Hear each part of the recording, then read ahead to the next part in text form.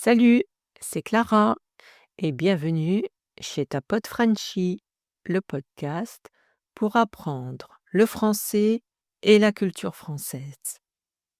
Le 28 décembre 2025, une triste nouvelle tombe.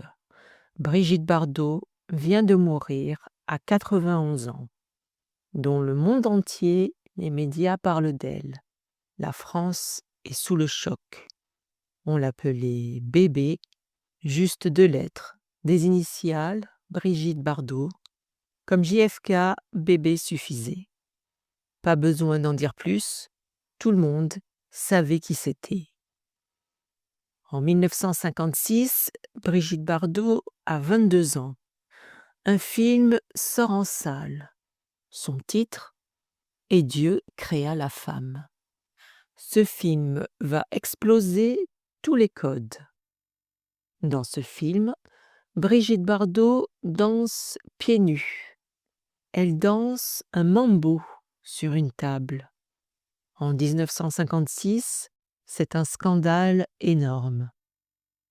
Les salles de cinéma sont bondées, les hommes viennent en masse, les femmes sont choquées.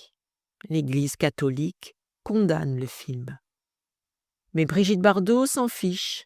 Elle incarne une nouvelle femme, une femme libre, libre de son corps, libre de ses choix, en pleine époque conservatrice. Du jour au lendemain, elle devient une star. Pas juste en France, partout dans le monde. À Hollywood, on parle d'elle. À Tokyo aussi. Bébé devient un mythe vivant. Brigitte Bardot tourne sans arrêt.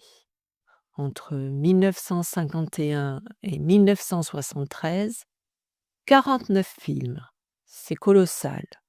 2 films par an en moyenne. Elle travaille avec les plus grands. Jean-Luc Godard la dirige dans Le Mépris. Le tournage se passe à Capri, dans une villa magnifique, avec la Méditerranée en fond. Brigitte Bardot en perruque brune. Ce film devient culte, légendaire, adoré par tous. Henri-Georges Clouzot l'a choisi pour la vérité. Dans ce film, Brigitte Bardot joue différemment. Elle ne joue pas la jolie blonde, elle incarne une femme détruite, une femme jugée par la société. Sa performance est bouleversante. Roger Vadim l'a fait tourner plusieurs fois. Vadim était aussi son premier mari. Leur relation fascine la presse. Ils se marient, ils divorcent, ils retravaillent ensemble. Le public adore ce mélange vie privée et cinéma. Brigitte Bardot tourne aussi des comédies. Viva Maria avec Jeanne Moreau, 2 grandes actrices françaises réunies à l'écran. Le film est drôle, énergique et connaît un immense succès commercial. Mais Brigitte Bardot n'est pas qu'une actrice. En 1962, Brigitte Bardot enregistre Sidonie. C'est son premier titre. Sa voix est unique, sensuelle, un peu enfantine aussi. Cette combinaison est magique. Puis vient Serge Gainsbourg. Ce génie provocateur compose pour elle. Il crée des chansons inoubliables. Bonnie and Clyde, en 1967. Un duo explosif. Brigitte et Serge racontent des gangsters américains en français avec des bruitages de mitraillettes. Pan, pan, pan. Le public est fasciné. Harley Davidson, en 1968. Je n'ai besoin de personne en Harley Davidson. Brigitte Bardot en cuir noir, cheveux au vent. L'image est parfaite. l'image de la liberté totale. Il y a aussi cette chanson mythique « Je t'aime, moi non plus ». Gainsbourg l'écrit pour bébé, mais le problème, la chanson est trop érotique. Brigitte Bardot est mariée à l'époque. Elle refuse de la sortir. La chanson sortira avec Jane Birkin, mais la version avec bébé existe. Elle sort en 1986.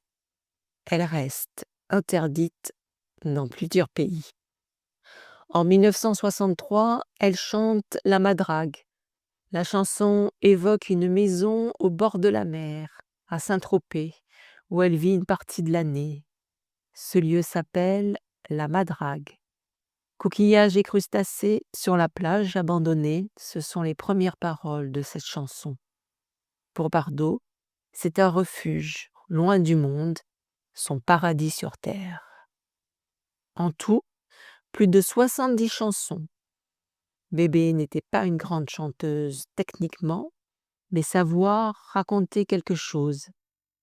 Elle racontait la féminité des années 60.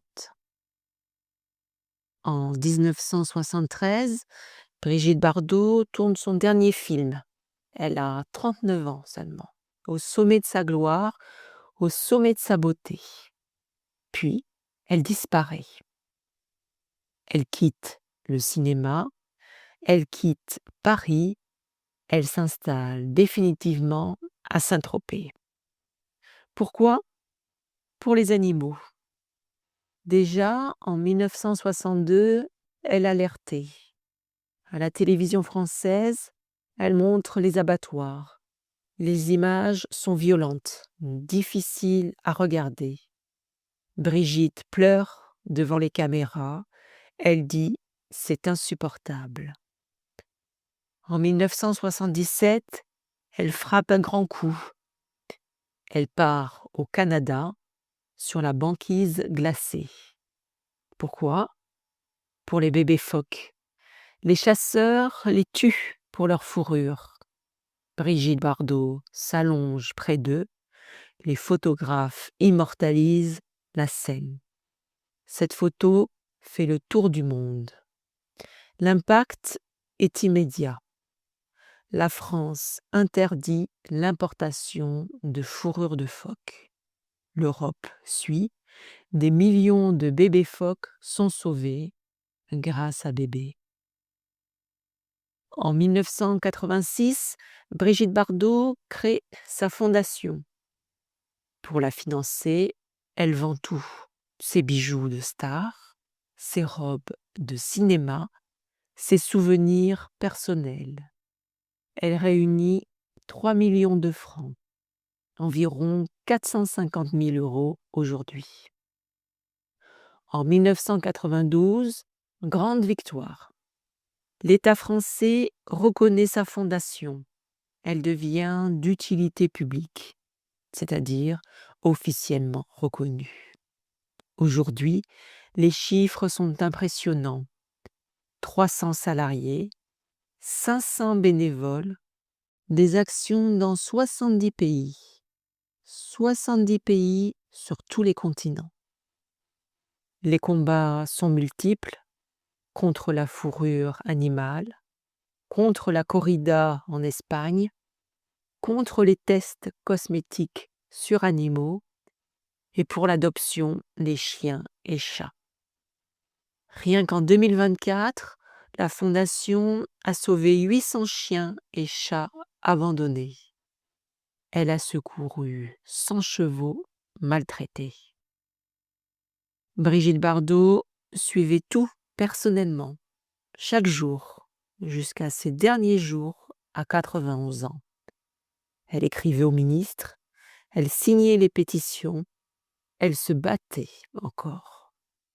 Elle disait cette phrase magnifique : « J'ai donné ma jeunesse aux hommes, je donne ma sagesse aux animaux. »